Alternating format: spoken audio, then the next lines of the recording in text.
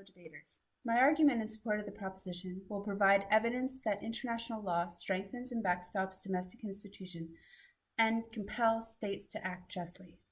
400 years of European-influenced classical international law has transformed into a contemporary and culturally aware law rooted in the ideology that globalization begs for collaboration and diplomacy.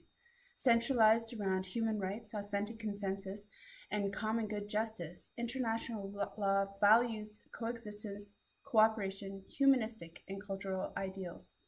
International law exists through institutions such as the World Trade Organization, the International Criminal Court, North American Free Trade Agreement, and the United Nations.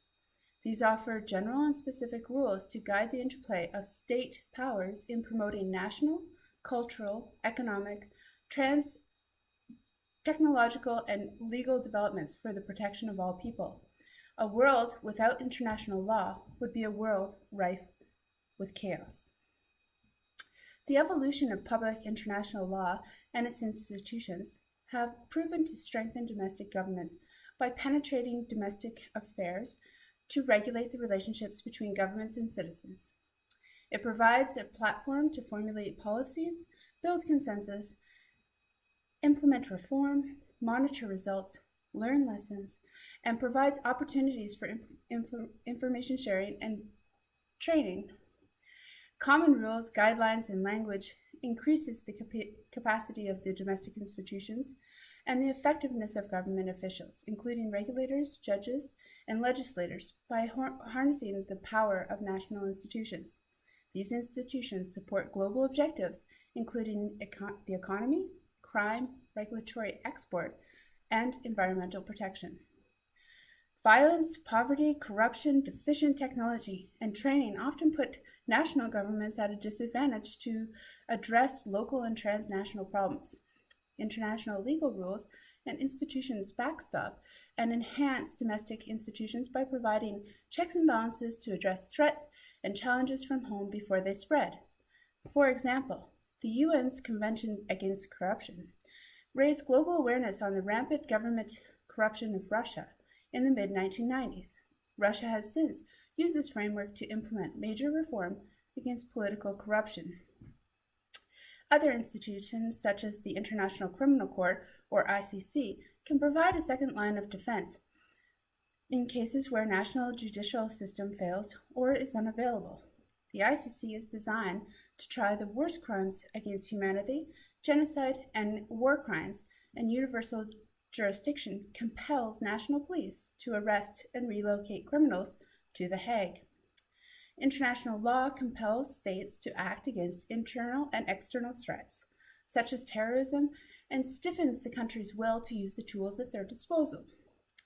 The national regulatory systems support their governments despite differing perceptions of national interest, a lack of political will, or infighting with the governments themselves. Economic sanctions and the transparency of the international stage often compels states to act. This is especially necessary with weak or failing states who may commit human rights abuses, provoke humanitarian disasters, drive massive waves of immigration, and attack their neighbors. International legal rules and treaties have often sought to mandate the behavior between states. Now, more than ever, they do so with cultural awareness. International law imposes a democratic form of religion, culture, morality, and the conception of happiness. Although international law is gradually morphing into its ideal construct, it has been built on consenting political entities, often with profoundly different objectives, values, and conceptions, to build a system that will create and sustain the global legal landscape for years to come. International law systems represent harmony, coexistence, and cooperation between global states. Systems are necessary to reduce conflict, tactical or strategic errors, unilateral policies of states, and dogmatic decisions made by ill-informed information. International law strengthens government institutions, backstops them, and compels them to act when it is necessary for the good of humanity.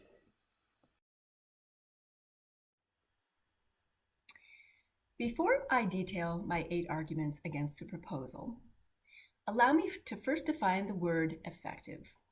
International law was created as a deterrent to impunity, particularly for crimes committed by the most powerful in various countries who have been emboldened by their ability to crush dissent through violence and intimidation, even of their own judiciary.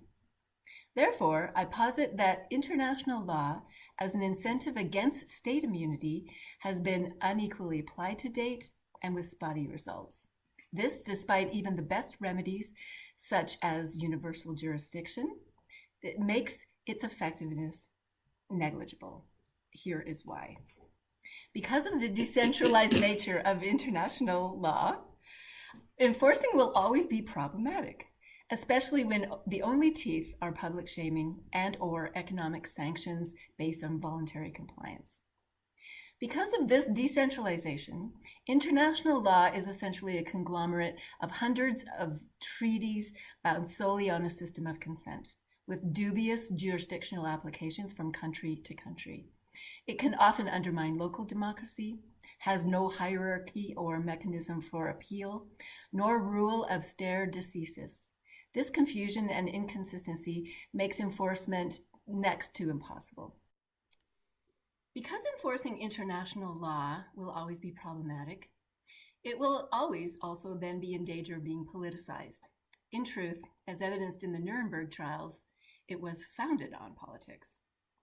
Being constantly politicized through differences of opinion and whether international law is about interest, known as political realism, or moral obligations, also known as normative values, or simply a desire for legitimacy, as is used in human rights law, means that there will always be a tension about what it is actually for, affecting the joint ability of nations to prescribe it.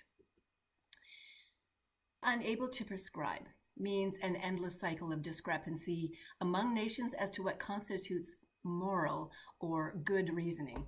With its Eurocentric imperialist underpinnings, international law poses serious social and cultural problems for weaker states. They are being forced to comply with more powerful states' interpretations on what being civilized entails. Hypocrisy has often ensued, and this undermines international law's credibility. For example, the unequal way that social and cultural norms factor into international law exposes deep truths about the way power is used and abused, and the ways that not every nation is held to the same accountability. This is a direct contradiction of its express purpose to curtail impunity.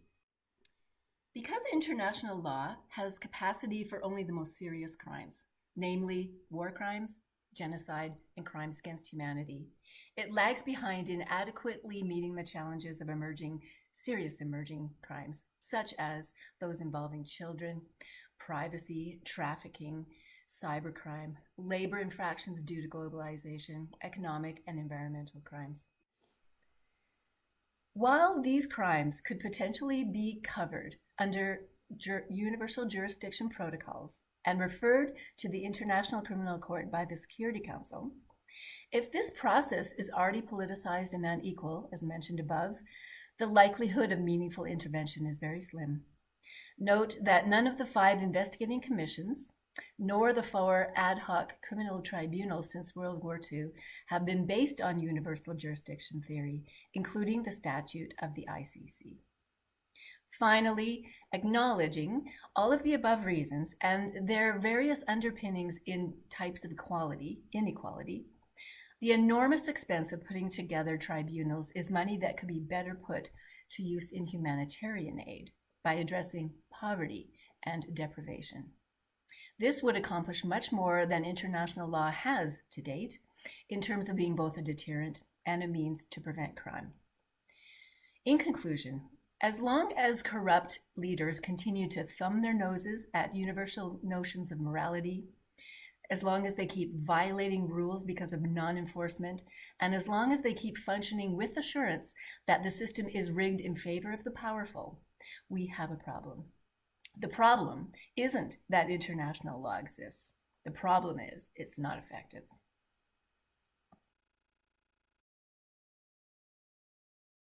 Everyone. I invite you to take a closer look at the 8 arguments presented by Ms. Mahoney, which oppose the proposition, be it resolved that international law is effective. I am suggesting there is an alternate definition to the effectiveness of international law based on the principles of justice being a wicked problem and thus mitigated only through the process of design. Viewing justice as an intellectual and philosophical approach that emphasizes abductive reasoning, rapid prototyping, and empathy suggests that international law strengthens accountability mechanisms so that all citizens may further the shared universal goal. The hope of working towards the development of effective frameworks to deter future human rights violations, provide redress to victims of human rights abuses, and create a world governed by peace. In the interest of time, I would like to focus on one significant aspect of justice as a wicked problem, that there already exists a legal theory that has been created in response to our planet's quest for justice. I urge you to refer to the concept of universal jurisdiction, a recognized international theory embodied in national law and applied in national judicial decision making. The word universal is paramount. Jurisdiction is unbound by the constraints of state territoriality. Instead, it is based solely on the nature of the crime, regardless of where the crime was committed, and the nationality of the victim to the state exercising such jurisdictions. As long as there is a link between the crime, the enforcing state, and the territorial impact of the crime by virtue of the nationality of the perpetrator, universal jurisdiction applies. In a complex yet increasingly connected world driven by data and end results, international law encompasses more than absolute problem solving. I take comfort in remembering that the evolution of social norms is mindful of the responsibility that civilized nations embody in the prosecution or extradition of those suspected of crimes against humanity. Canada alone has domestic legislation now in its Crimes Against Humanity and War Crimes Act, which in effect sees international law in terms of universal justice. As well, the concepts of sovereignty, territory, and jurisdiction are linked. Integral to this discussion as the power to both enforce and prescribe law comes from sovereignty that is historically linked to nation states. Not trying is not an option, or put another way, the alternative to not trying to address a wicked problem such as global injustice is chaos. As an increasing number of conventions continue to demonstrate the evolution of legal features such as universal jurisdiction, I remind the audience of the course responsible for this debate: structures, legal frameworks, and conflict engagement. This work is about engagement rather than resolution. And in the words of Bernie Mayer, we mature in our capacity to engage and intervene in conflict by developing a deeper understanding and comfort by these paradoxes, both by working on them for ourselves and honing our ability to help others. And although this relatively new phenomenon is not without its challenges, the compulsion to comply strengthens rather than weakens the legal system, and with universal jurisdiction incorporates concrete solutions with a sense of emotional resolve. Light the first light of evening as in a room, in which we rest and, for small reason, think the world imagined is the ultimate good. Thank you.